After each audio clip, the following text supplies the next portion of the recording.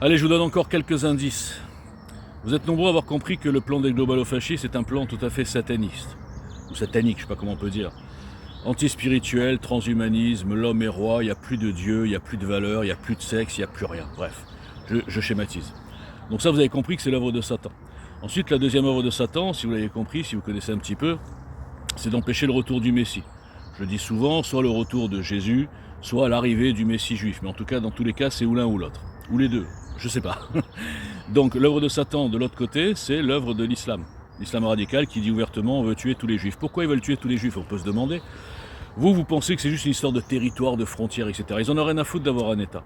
L'objectif de ces gens-là, c'est de tuer tous les juifs pour empêcher que le Messie naisse chez les juifs, comme Jésus d'ailleurs, ou revienne, et de s'accaparer cette terre d'Israël sainte, judéo-chrétienne, et d'en faire un califat, et donc d'empêcher le retour de Jésus. Donc quand vous comprenez ces deux plans sataniques, vous comprenez tout ce qui se passe actuellement. Vous comprenez cette connexion, cette complicité, ce que j'appelle moi les deux plans mondialistes en cours, qui sont pourtant opposés idéologiquement mais complètement complices, dans un projet, je le répète, satanique. Donc si vous comprenez ça, vous comprenez aussi pourquoi un grain de sable comme moi gêne tout le système. Gêne les outils du système qui sont boostés pour faire avancer le plan numéro 2 de l'islamisation, en pointant auprès des abrutis « Ah, tout ce qui arrive, c'est le sionisme, etc. » et tout, alors que le sionisme, c'est le contraire du mondialisme, par exemple.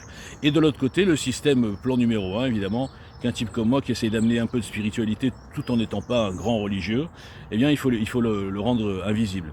Et puis, troisièmement, aussi un type comme moi qui fait de la politique et pas du buzz, et pas du commentaire de l'actualité. Évidemment qu'il ne faut surtout pas que les gens puissent se regrouper autour d'un vrai projet, pas le projet, enfin bref, je ne vais pas parler de Richard Boutry parce que je vois qu'il est en train de se noyer, le pauvre, dans sa putacliquerie, et il est en train de viser juste un public pro-islam, pro-Hamas, antisémite, etc. C'est-à-dire 90% de la dissidence, non suspendue, non invisibilisée par rapport à moi, et vous ne voyez rien. C'est pourtant super clair, en 2 minutes je vais tout vous expliquer. Mais vous ne voulez pas voir, vous voulez rester dans les troupeaux et dire ouais celui-là pour qui se prend, celui-là, etc. Vous êtes des enfants. Merci, bon dimanche.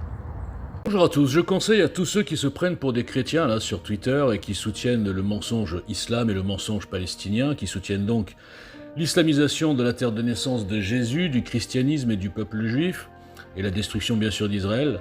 S'ils se prennent vraiment pour des chrétiens, je leur conseille d'écouter juste cette explication détaillée du pourquoi et comment les juifs n'ont pas reconnu le Messie. Il y a 4 raisons, mais je m'attarderai sur une des 4 qui explique qu'en fait ils n'ont pas compris qu'il y aurait un retour. Donc ils pensaient qu'il allait accomplir toutes les prophéties, toutes les missions qui sont, dans les prophéties en tout cas, d'un seul coup. Donc quand ils ont vu qu'il n'était pas là pour détruire les Romains et pour les libérer de l'occupant romain, qui s'est transformé ensuite en plein de choses, en turc, en arabe, etc. Aujourd'hui, donc, c'est les Arabes palestiniens occupants, colons de cette terre, qui disent que c'est la leur. On est dans un monde inversé, mais bon, c'est pas grave. Le nombre fait l'histoire. On a compris que 57 pays et 2 milliards pouvaient dire n'importe quoi. Ils seraient suivis par tous les lâches contre un pays de 7 millions d'habitants. Ça, c'est un autre problème. Eh bien, ces chrétiens, je les invite donc à écouter ça. C'est pas de moi, hein. Moi, j'y connais rien là-dedans. J'ai juste écouté. On va dire ça comme ça.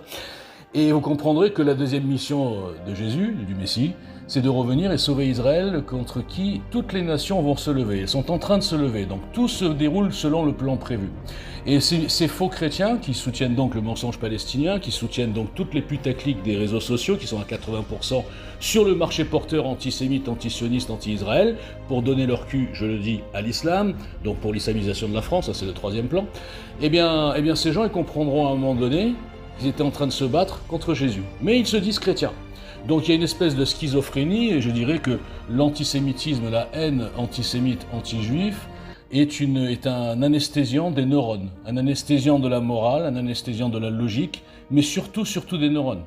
Donc je ne sais pas quoi vous dire, moi disons que j'ai pitié de vous, parce que vous êtes des pauvres gens, vous êtes des paumés, des dhimmis, des soumis, et surtout des abrutis, merci.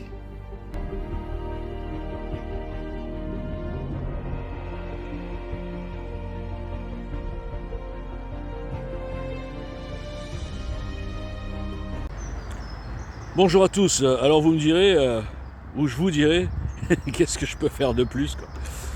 Qu'est-ce que je peux faire de plus face à, j'ose le dire, des troupeaux d'aveugles? Je leur prouve que leur fausse dissidence n'est absolument pas combattue ni suspendue.